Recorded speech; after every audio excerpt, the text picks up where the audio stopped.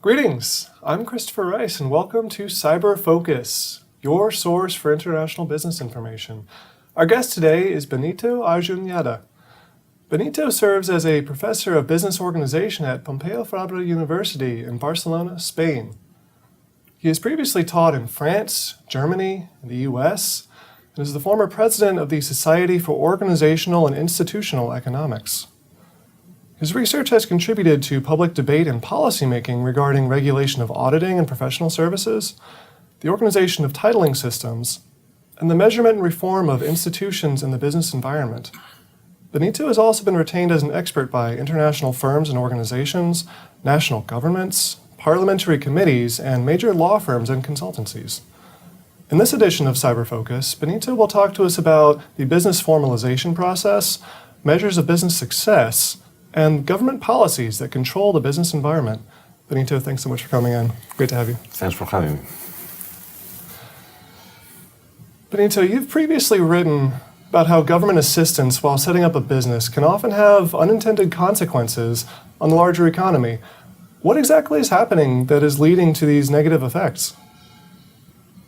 Well, quite often the behavior of governments in this respect is a bit schizophrenic, if I might say. I can say, first, governments make things difficult for business, and then pretend to help them by developing specialized agencies that help to create business and to formalize businesses. In fact, this is a kind of is very good for bureaucrats because they get it twice. The bureaucracy expands first to make things difficult and then to make things easier. But at the end, it's quite ineffective because bureaucrats are incapable of helping businesses to prosper. Very often they don't know, and quite often also they are not even interested in helping businesses. For instance, they are unable to help businesses to minimize the cost of taxes and the cost of regulations. And some other times these agencies for helping businesses end up giving bad advice to businesses. Overall, it's a kind of, as I said, mistaken priorities. It's not. Instead of making things easier from the beginning, I mean, this kind of policies of making first things difficult and then easier is a bit awkward. Yeah, do you find these special agencies are helping though with the formalization process? Well, they help.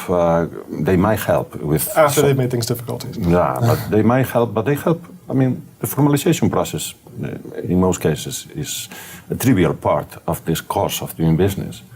I mean, the cost of doing business is mostly related to taxes and regulatory hurdles, licensing.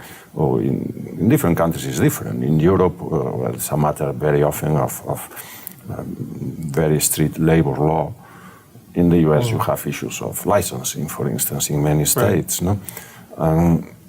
It's very hard to overcome these hurdles. No? Formalization simply refers most often to a relatively simple bureaucratic procedure, which is that of registering a business, both legally as as a corporation, for instance, or registering also for taxes and so on. This is only the first step of doing business, and there is a tendency for governments to focus on this relatively trivial part of the process, which in some cases serves the purpose of hiding the real hurdles, and governments appearing as they are doing something to solve the real problems, but in most cases they are not. And just holds things up. Yeah.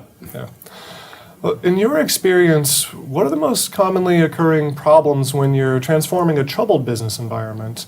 And what can be done to mitigate some of these issues? Well, as I was telling you, what I think is the general pattern is that governments tend to focus or tend to use mistaken priorities instead of focusing on the real important issues, taxes and regulation. They spend resources in developing this sort of agencies to simplify some bureaucratic procedures, and also in many cases to promote businesses as helping businesses to prosper. I think it's quite obvious, in my opinion, that governments should be better not going into this activity of helping businesses, but just focus on avoiding or reducing the hurdles that governments themselves are imposing on businesses. At least facilitating. Instead of pretending to facilitate, just don't introduce roadblocks for business creation and business growth. There is a deeper problem, however, which has to do with what we citizens ask governments. In many cases, we are not quite sincere, or in other words, citizens ourselves, we are contradictory in our demands to governments, and governments and politicians respond to these contradictions.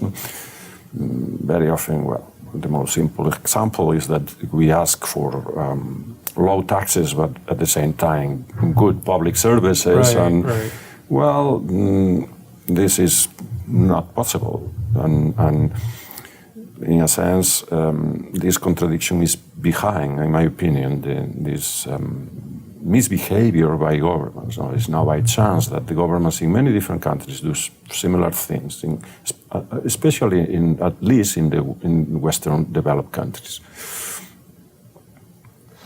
Well, when examining the success of a business beyond troubled environments, when you're actually having success, how important are internal factors such as employee morale and focus on innovation compared to some of the uncontrollable external factors of the economy around them?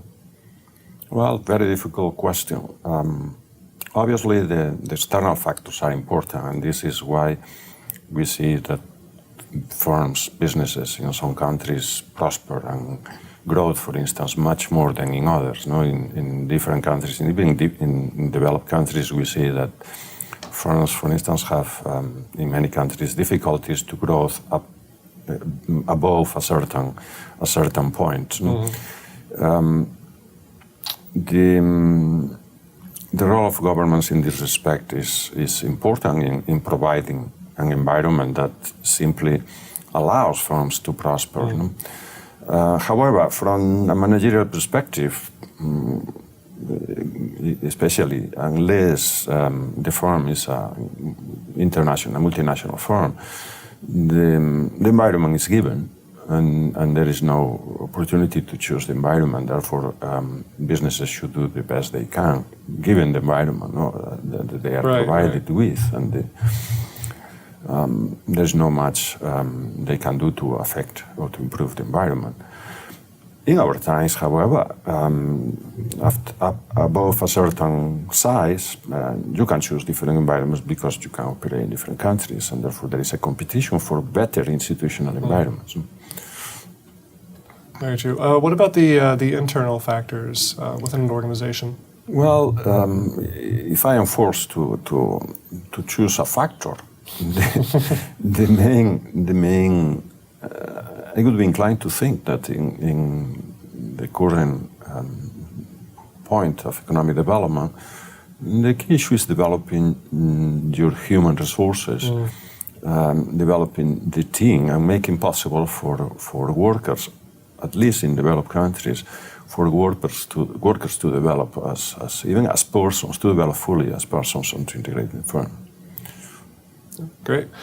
Well, looking forward, Benito, what are some of the most effective strategies that new and growing organizations can implement to ensure long-term success? And what government policies can be put in place to encourage this sustainable growth? Starting with government, in my opinion, the what government should provide is an open environment that allows firms to experiment with minimum constraints in terms of developing new organizational forms. In this regard, what is happening quite often in many countries is that government regulation is a structure for an old economy. It's a structure for manufacturing economy. Is this a structure for workers with long-term careers, working for the same employer, etc., etc. And things are not like that today. Things are not like that, and therefore these constraints should be relaxed in order to do what? Well, in order to make possible for business firms to explore the new organizational arrangements that are needed to make to produce efficient arrangements in this new environment. No? And this connects to what firms can do. I think there is a scope for exploration of different organizational structures. And with this emphasis I referred to before, which is trying to develop the potential in human assets, the potential for realization of the human potential, no? in the teams, in the firms. No? And so the best thing government can do is to sort of set up this environment where you can develop this potential. Yeah. Great, Benito, thank you so much. Thank you very much for having me. That's all for this edition of CIBER Focus. Thank you for tuning in. If you have any comments or suggestions for future topics, please let us know at CIBER, that's CIBER, cyber, @indiana.edu.